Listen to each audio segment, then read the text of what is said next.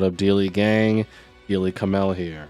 Today, we got the announcement for Shun Kurosaki's roaming event that's coming on January 18th, and we did get the two cards that are going to be announced in it, and they are Blade Burner Falcon and Vanishing Lanius. Blade Burner Falcon is going to be the ultra rare. It's a rank 4 Xyz monster that has 2 materials, and it has a pretty neat effect that, you know, if you do go down by at least 3k, this card gains 3k, and then you can destroy monsters after it destroys monster battle. So it's a pretty niche Xyz monster, but you can make a pretty cool strategy around it.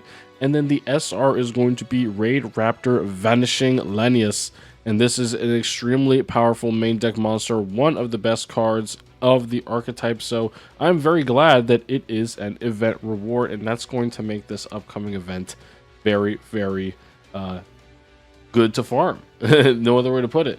So, but that is not the topic of this video that I wanted to discuss today. What I really wanted to talk about is this image here.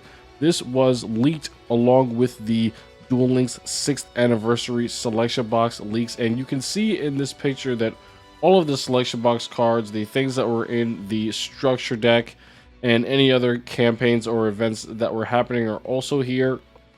And the Raidraptor cards that are going to be in Shun Kurosaki's NPC deck, as well as the Vanishing Lanius and the cards that we have obtainable are here. So this is the first data mine of Raidraptors, and Konami are only adding the files for the cards to the game that are going to be immediately utilized. So what is being added is the cards that is in Shun Kurosaki's NPC deck only. That is only what we are seeing here, just to temper your expectations in case you were looking at this and maybe feeling discouraged that we would not be getting anything further. So I do want to point out a couple of these cards. Of course, you could pause and examine each one of these cards individually if you choose, but I'm going to be pointing out a couple that stood out to me, and I'm going to point out just a couple things that may spell you know, things for the archetype in the future. So let's get into it.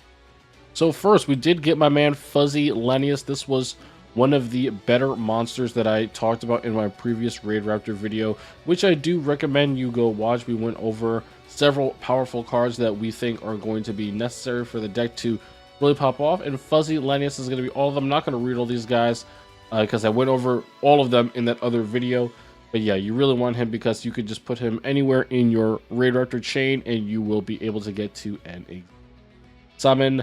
Next, we've got Singing Lanius and Strangle Lanius.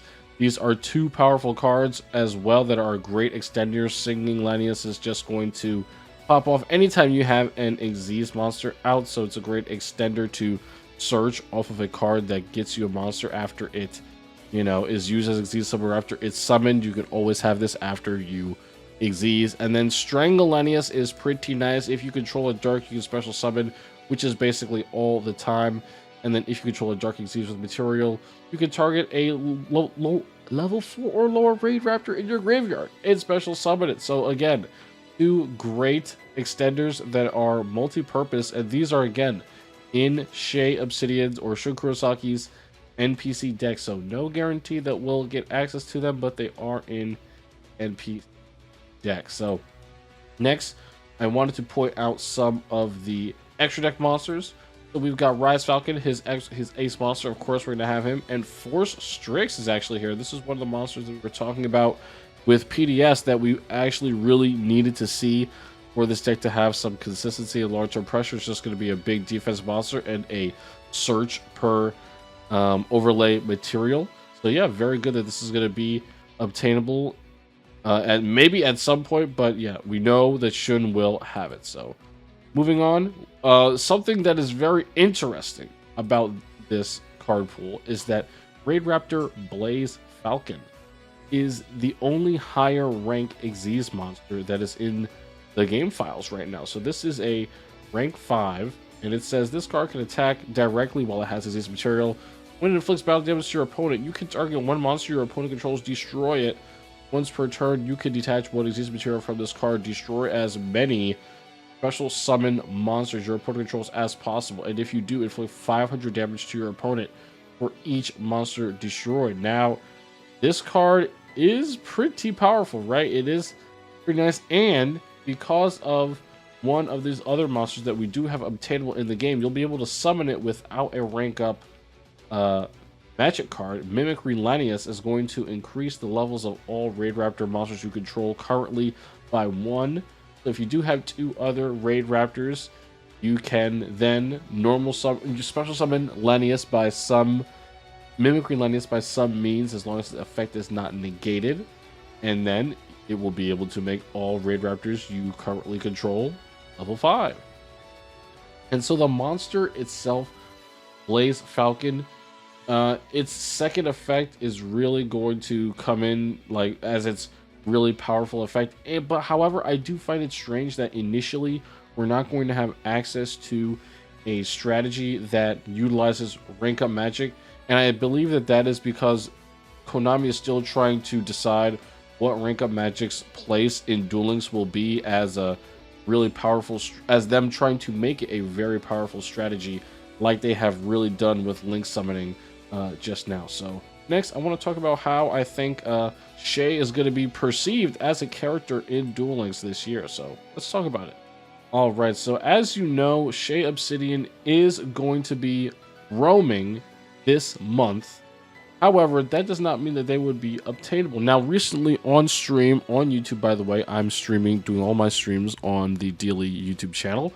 I was discussing with chat Shay Obsidian's role, and a lot of people were trying to ascertain him to the likes of Yugioh last year, probably because they are, you know, 2 characters from the same world. However, I do not think that you can draw this conclusion, because last year was the release of Arc 5 World, and the anniversary had Yugioh as the main rival. However, this year that is not the case. Revolver will be the main rival for Playmaker, and Shun Kurosaki is instead going to be filling the role of Anakaboom from last year. So I did a little bit of digging around just to check, and yeah, I do believe that Shay Obsidian will be filling the role of Anakaboom last year. So what I wanted to do really quickly was just check on Anakaboom and see how her events went last year. So this is Anakaboom's level 40 deck list, and it has not changed from her first event to her last event. And this is a meta train deck from around the time of Anakaboom's first unlock. So, and this was around the first time her box came out as well. So this is the release of Maximum. This is after the release of Maximum Gustav, before the release of Heart of Xyz, when they got some better support cards. So as you can see, Anakaboom's level 40 deck list, the cards that are in the game are not really the cards that people are playing in Duel Links. The cards that people are playing are the cards that were later released on the box. So I think that the real power for Raidraptors, again, is going to come out in their companion box. Now, with Raidraptors in March, we should be getting a main box.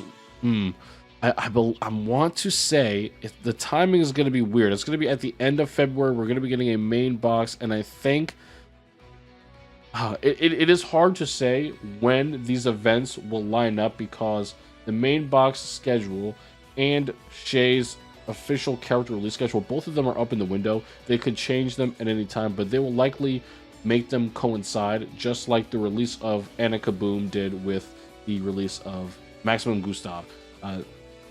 Anakaboom released on the 24th of February last year, and Maximum Gustav released on the 25th. So I believe something similar will happen with Shay Obsidian, just maybe closer to the beginning of March, since they usually do 2 months between the characters, and Anakaboom did arrive roaming in December of the previous year before. So I think there's going to be a little bit of a delay on Shun getting in. Maybe not February, maybe March instead. So those are my thoughts. I think that Shay Obsidian is going to be a great character. Raidraptors will be a great archetype.